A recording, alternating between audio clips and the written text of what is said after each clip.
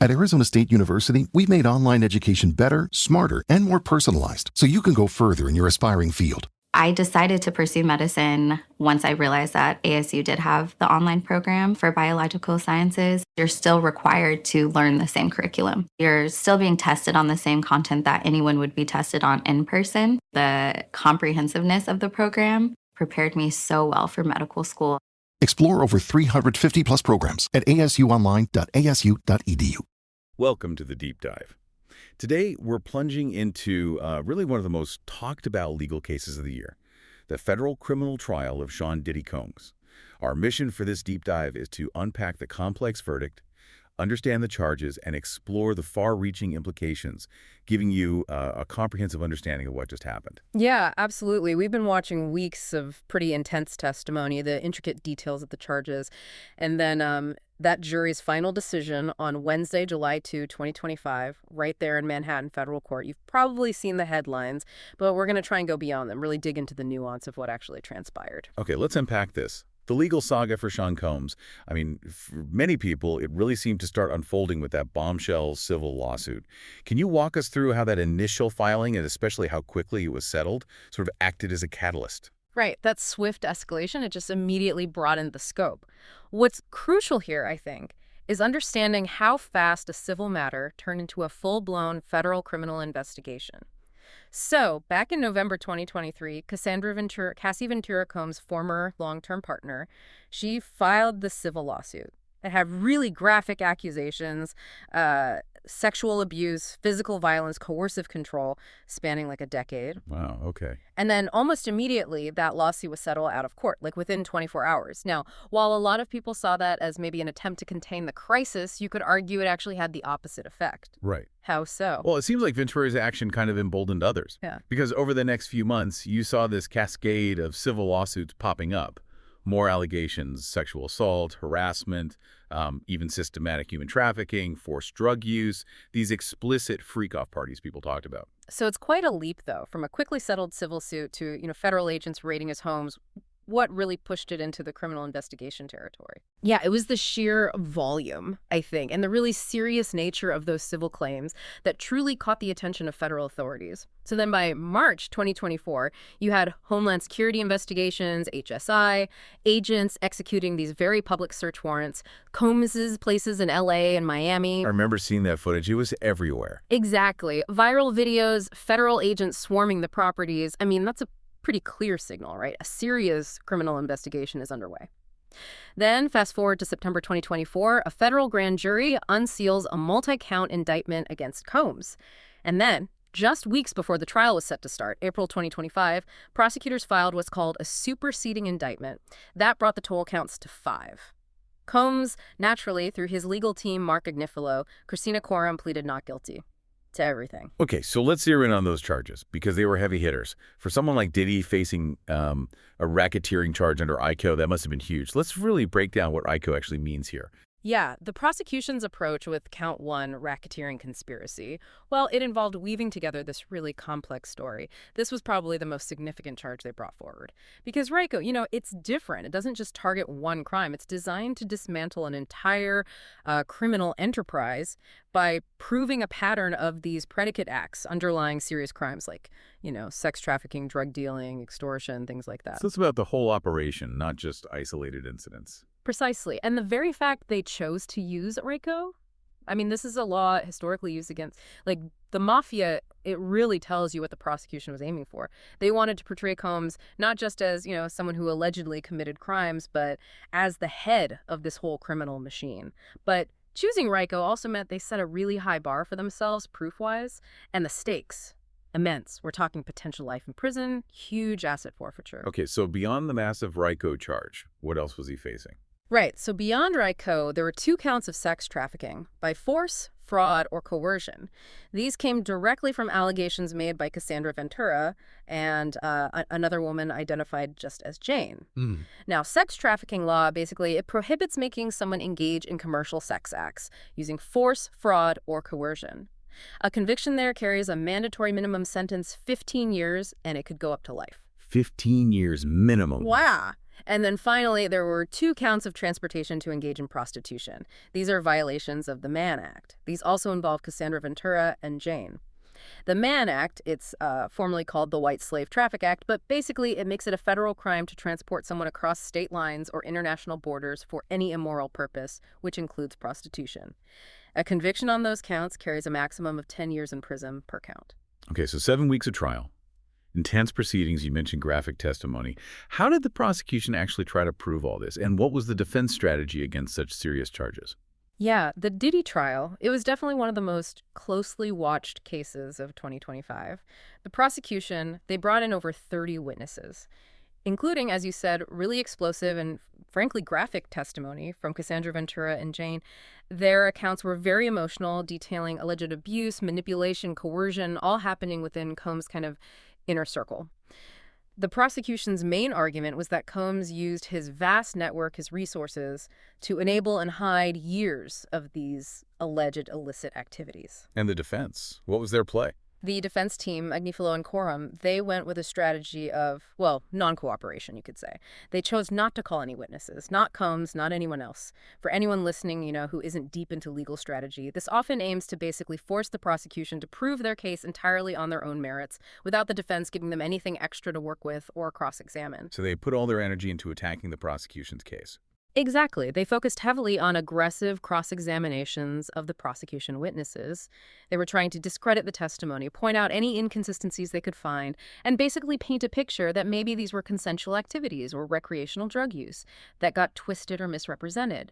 Their core argument, repeated throughout, was simple.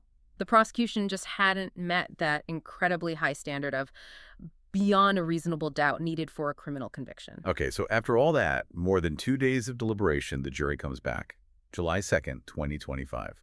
And it's reported as a partial verdict. Beware. What does that actually mean for you, our listener, and what was the final breakdown from the jury?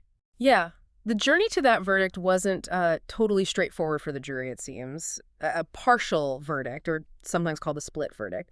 It just means they reached a unanimous decision on some of the counts, but maybe not all initially. In this specific case, reports suggested they had some difficulty, particularly with the complex Argio charge, but ultimately they did reach a consensus on all 5 counts. And the results were striking. Combs was acquitted, found not guilty on count 1, the big racketeering conspiracy charge. That's huge for him. Absolutely massive. Also not guilty on count 2, sex trafficking involving Cassandra Ventura, and count 4, sex trafficking involving Jane. I mean, this was a profound legal victory for Combs and his team. It took the possibility of a life sentence off the table, avoided that huge potential asset forfeiture tied to RICO. That not guilty verdict basically means the prosecution failed to convince all 12 jurors beyond a reasonable doubt on those really broad, really severe charges. But it wasn't a complete acquittal. No, not at all. He was found guilty on 2 counts. Count 3, transportation to engage in prostitution involving Cassandra Ventura, and count 5, transportation to engage in prostitution involving Jane. So on those counts, the jury did believe the prosecution proved its case. They believed beyond a reasonable doubt that he transported these individuals across state lines specifically for the purpose of prostitution, violating the Mann Act. Right, so the question everyone's asking, is Diddy free? What's his situation right now, and what does this verdict really mean for his future? Yeah, his legal status changed dramatically right after that verdict. Reports said Combs showed, visible relief in the courtroom, which makes sense. Before the trial, remember, he'd been denied bail. There were concerns about witness tampering. So he was actually being held at the Metropolitan Detention Center in Brooklyn since his arrest back in September 2024. So was he released immediately after the verdict? Well, his exact status right then, whether he was remanded back into custody or released on bail, pending sentencing that would have depended on the judge's ruling, Judge Arun Subramanian, right at that moment. But even if he was released on bail, let's be clear, he's definitely not free from the judgment or the sentence that's coming. Okay, so the focus shifts to sentencing now. Exactly. That's the next major step. Judge Subramanian will set a date for the sentencing hearing.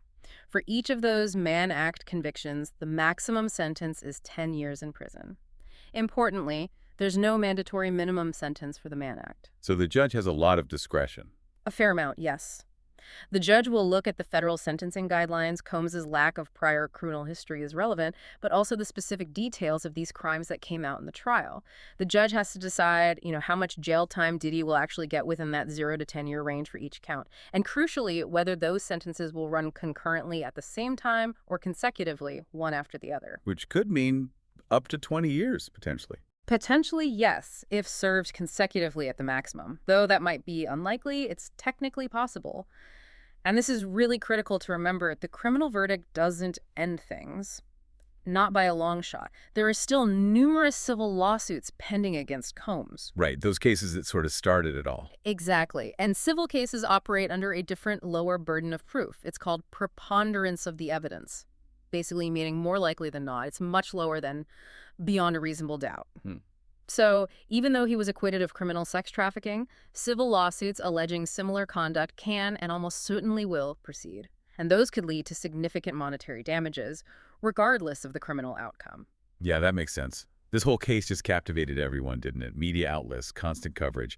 What does this deep dive really tell us about maybe the justice system itself, public perception, and holding powerful people accountable? It really does highlight some complex issues when you step back and look at the bigger picture. First, definitely the burden of proof. This split verdict, it just throws into sharp relief that huge difference between, widespread public allegations fueled by lots of civil suits and what it actually takes to prove a criminal case, especially complex ones like RICO, beyond a reasonable doubt against a well-defended individual. It's a real lesson in those different standards. Yeah, the legal bar is just so high. It really is. Second, there's that potential disconnect between public perception and the legal outcome. Public opinion gets shaped by all the allegations, the headlines, the civil cases, but a criminal jury has very specific rules and evidence they have to follow, so the verdict might not line up with what many people believe happened. And third, power and accountability. The trial really put under a microscope the extent to which really powerful figures like Sean Combs, immense wealth, influence, huge networks, can they be held accountable for things allegedly happening within those networks? I think the very fact that he was subjected to such a public criminal trial, regardless of the mixed verdict, is pretty significant in itself. This deep dive really has peeled back the layers on a complicated case. It shows just how intricate the legal system can be, especially with high-profile figures, intense public scrutiny, all of it. That verdict on July 2nd, 2025, it's definitely a pivotal moment. But it's clearly not the final chapter in Sean Diddy Combs' legal story. No, definitely not. His acquittal on those most severe charges, RFU and sex trafficking, that's a huge legal win for him. It saves him from potential life imprisonment, saves his financial empire from being potentially dismantled by RICO. But those two guilty verdicts on the Mann Act counts, they're serious felonies. He is facing a significant prison sentence. And like you said, beyond the criminal side, all those civil lawsuits are still there, looming, promising more legal fights, more public attention for likely years. Yeah, the case of Sean Diddy Combs, it's become this really compelling and often, frankly, disturbing story. It kind of encapsulates so many complex themes: fame, power, alleged abuse, accountability, all playing out right now in the 21st century. So for you, our listener, maybe here's something to think about as we wrap up. How might those different burdens of proof, the high bar in criminal court versus the lower bar in civil court, continue to shape the narrative? And maybe even the legacy of figures like Sean Combs long after the criminal courts have had their say.